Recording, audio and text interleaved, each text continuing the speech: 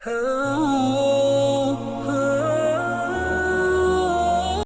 आप भी उन लोगों में से हैं जो अपनी ज़िंदगी को बदलना चाहते हैं तो ये आप अच्छे से जानते होंगे कि अपनी आदत को बदले बगैर ऐसा मुमकिन ही नहीं।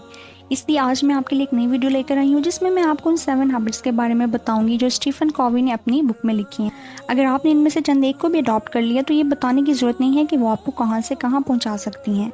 फिलहाल तो उन्हें जाना जरूरी है। जब तक आपको उनके बारे में इल्म ही नहीं होगा तब तक आप उन्हें अडॉप्ट कैसे करेंगे। तो चलते हैं हैबिट नंबर 1 की तरफ, जो है बी प्रोएक्टिव। मतलब देखिए, 2 तरह के लोग होते हैं, रिएक्टिव एंड प्रोएक्टिव। रिएक्टिव लोगों की निशानी होती है कि इन पर कोई भी सिचुएशन आ जाए तो वो पैनिक कर जाते हैं और बस इधर उधर हाथ पांव मारने लगते हैं। वो बंदर वाली मिसाल तो आपने सुनी होगी कि जब लोग शेर को छोड़कर बंदर को अपना बादशाह बना लेते हैं तो जब वो उससे अपने मसले बताने आते हैं और कहते हैं कि कुछ करो तो वो छलांगे मारने लगता है, आगे पीछे ऊपर नीचे। और जब कुछ नहीं होता तो वो कहता है कि मैंने तो बहुत कोशिश की थी, वहाँ पर काम नहीं हुआ तो इसमें मेरा क्या कसूर। जबकि दूसरी तरफ प्रोएक्टिव इंसान का हाल मुख्तलिफ है। वो हालात को ब्लेम नहीं करता, वो ये नहीं सोचता कि ये मसले बाहर से आ रहे हैं, बल्कि वो हर बात की 100% रिस्पॉन्सिबिलिटी अपने ऊपर लेता है और अपनी कमियों को ठीक करने में लगा रहता है। Habit number 2, begin with the and in mind.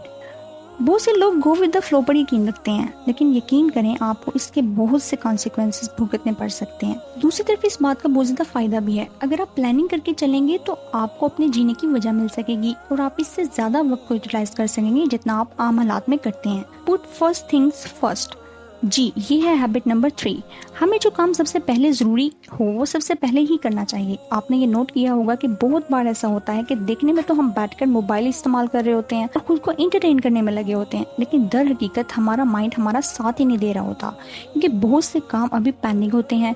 याद रखें, काम को पहले करें या बाद में, काम आपका ही है और करना भी आपने ही है। जो विनर्स होते हैं वो काम भी जल्दी कर लेते हैं, इसीलिए हम उन्हें विनर्स कहते हैं। नहीं तो काम तो लूजर्स को भी करना ही पड़ता है। मैयत को लोग भी रास्ता दे देते हैं। खैर, चलते हैं हैबिट नंबर 4 की तरफ, जो है थिंक विन विन। अब फर्ज करें आप और आपका दोस्त अपना अपना कपड़ों का कारोबार शुरू करते हैं।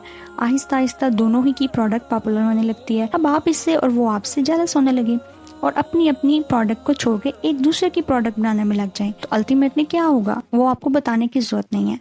लेकिन अगर इसके वाइस वर्सा हो, यानी मशहूर होने के बाद दोनों दोस्त बजाय जेलस होने के आपस में पार्टनरशिप कर लें, मिलकर बिजनेस करने लगे और एक दूसरे को सपोर्ट करें, तो दोनों मिलकर एक विन विन सिचुएशन क्रिएट करेंगे जिसमें दोनों को ही फायदा होगा। दूसरों को अपना कंपेटिटर समझने से कुछ हासिल नहीं होता।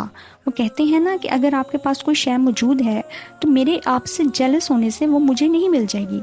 हमें लगता है कि हमें जीतने के लिए दूसरे को हराने की जरूरत है, जबकि ऐसा कुछ भी नहीं। Habit number 5, seek first to understand then to be understood. ये कहने में जितनी आसान बात लग रही है उतनी ये है नहीं। बहुत से लोग इस बात को अहमियत नहीं देते, इन जिन्होंने इस बात की अहमियत को समझ लिया उन्होंने इससे बहुत फायदा भी उठाया। इससे पहले कि आप दूसरे को अपनी बात समझाएं, उसकी बात समझने की कोशिश करें कि वो क्या कह रहा है। हमें से अक्सर लोग ऐसा करने की कोशिश भी नहीं करते और फिर बहुत से रिश्तों को खो बैठते हैं। अगर आप दूसरों की बात को सिर्फ जवाब देने के लिए ही ना सुने बल्कि एक्चुअल में समझने की कोशिश भी करें, तब लोग आपकी बात को अहमियत भी देना शुरू हो जाएंगे। Number 6, synergy. ये हैबिट हमें हमेशा मिलकर टीम वर्क के लिए इनकरेज करती है। आपने लंगड़े और अंधे वाली मिसाल तो जरूरी सुनी होगी, जिसमें उन्हें सफर करना होता है। अंधा लंगड़े को अपने कंधे पर बिठा लेता है, इस तरह लंगड़ा अंधे को रास्ता बताता जाता है और दोनों अपनी मंजिल पे पहुंच जाते हैं। हमें अपनी सलाहियतों पर तो बहुत एतबार होता है, लेकिन कभी मिलकर काम करने की बरकत को भी आजमाइएगा।